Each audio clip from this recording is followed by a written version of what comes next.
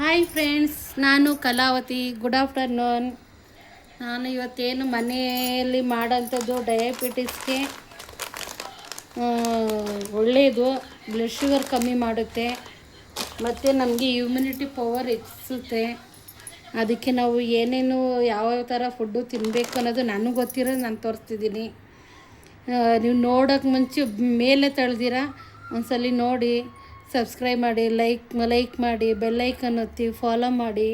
Friends, ನಾನು ತೋರಿಸ್ತಿರೋದು ತುಂಬ benefit ಇದೆ. ಇದು ಪ್ರತಿಯೊಬ್ಬರೂ ತಿನ್ಬೋದು, ಚಿಕ್ಕ ಮಕ್ಕಳಿಂದ ದೊಡ್ಡ ಮಕ್ಕಳವರೆಗೂ ತಿನ್ಬೋದು.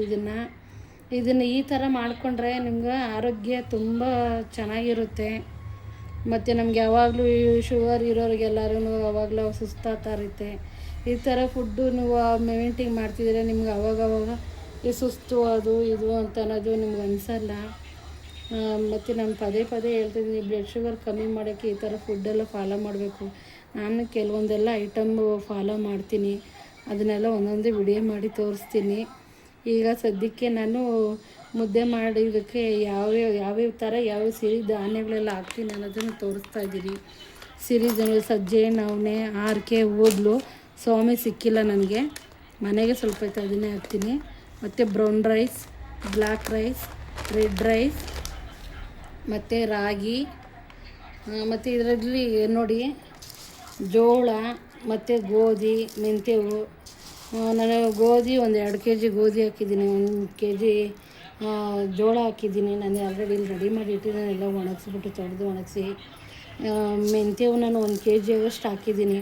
ನಂಗೆ ಬ್ಲಡ್ ಶುಗರ್ ಕಮ್ಮಿ ಮಾಡುತ್ತೆ ಅಂದರೆ ನಾನು ಸ್ವಲ್ಪ ಕ್ವಾಂಟಿಟಿ ಜಾಸ್ತಿನೇ ಹಾಕಿದ್ದೀನಿ. ನೀವು ನೋಡ್ಕೊಂಡು ಮೆಂತ್ಯ ಹಾಕ್ರಿ.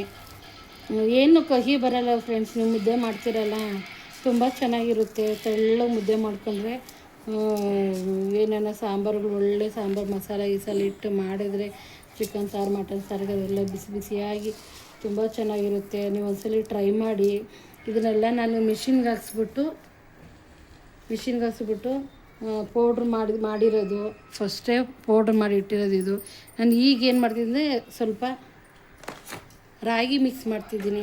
ಸತಿ ನಾನು ರಾಗಿ ಮಿಕ್ಸ್ ಮಾಡಿರಲಿಲ್ಲ, ರಾಗಿ ಹಿಟ್ಟು ಹಂಗೆ ಮಾಡ್ಕೊಂಡು ಹಾಕ್ಕೊತಿದ್ದೆ ಎರಡು ಮಾಡಬೇಕಾದ್ರೆ. ಈ ಸತಿ ಇದರಲ್ಲೇ ಹಾಕ್ಬಿಟ್ಟು ಮಿಷಿನ್ಗೆ ಹಾಕ್ಸಿ ರೆಡಿ ಮಾಡ್ತೀನಿ.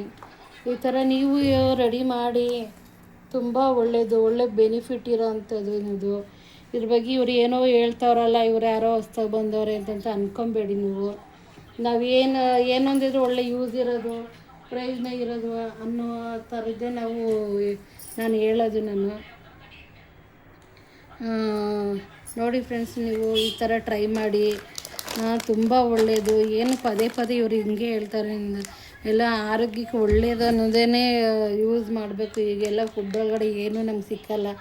ಎಲ್ಲ ನಾನು ಯಾವಾಗ ತಿನ್ನು, ಪಿಜ್ಜಾ ತಿನ್ನು, ಬರ್ಗರ್ ತಿನ್ನು, ಸ್ವೀಟ್ ತಿನ್ನು, ಆ ಸ್ವೀಟ್ ಈ ಸ್ವೀಟ್ ಅನ್ನೋ ಅಷ್ಟರೊಳಗೆ ಮಕ್ಕಳು ಕೂಡ ಹೆಲ್ತ್ ಅಪ್ಸೆಟ್ ಆಗ್ತದೆ. ಮಕ್ಳಿಗೆ ಅವಾಗವಾಗ ಗಂಜಿ ಮಾಡಿಕೊಡಿ ಬೆಳಿಗ್ಗೆ ಹೊತ್ತು. ನಾನು ಗಂಜಿ ಮಾಡಿ ಕುಡಿದ್ರೆ ನಾನು ಸುಮಾರು ಒಂದು 12 ಗಂಟೆವರೆಗೂ ನಾಷ್ಟನೇ ಮಾಡಲ್ಲ, ಅಷ್ಟು ಗಟ್ಟಿಯಾಗಿರ್ತದೆ, ಹೊಟ್ಟೆ ಹಶ್ವಾಗಲ್ಲ. ತುಂಬ ಒಳ್ಳೆಯದು. ಮತ್ತು ನಾನು ಅಗಸೆ ಬೀಜದ್ದು ಒಂದ್ಸಲಿ ಚಟ್ನಿ ಪೌಡ್ರ್ ಮಾಡ್ತೀನಿ, ಅದನ್ನೊಂದ್ಸಲ ವಿಡಿಯೋ ಮಾಡಾಕ್ತೀನಿ. ಡಯಾಬಿಟಿಸ್ ಪೇಷಂಟ್ ಅಂದರೆ ಶುಗರ್ ಇರೋ ಅಂಥವ್ರಿಗೆಲ್ಲನೂ ತುಂಬಾ ಒಳ್ಳೆಯದು. ಅದೊಂದು ವಿಡಿಯೋ ಮಾಡಾಕ್ತೀನಿ. Bye friends, I love you.